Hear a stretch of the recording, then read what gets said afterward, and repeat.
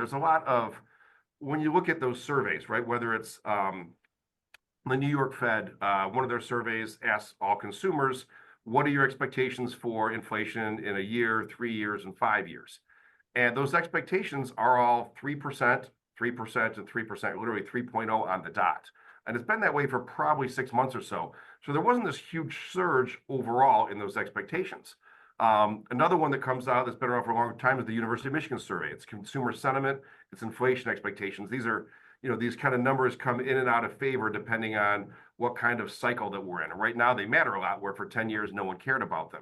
And one of the things I found really, really interesting about this wasn't just the core number of what do people think are their inflation expectations, which did tick up over the last 2 months, but the difference between the inflation expectations of Democrats versus Republicans. Because part of their surveys, they say, are you a Democrat, Republican, or independent, or prefer not to say? And if you look at, and there's a huge gap in those expectations right now. If you look back at the entire Biden presidency, there was about a 2 percentage point gap between Democrats and Republicans the whole time.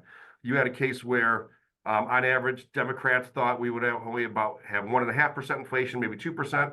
Republicans during the Biden administration thought it would be more along 5%. And really, it was kind of, there was a big part of it where Republicans were expecting basically what the CPI was at that time. It was very market-based, and Democrats always expected it was going to moderate, and Joe Biden would make things come back down.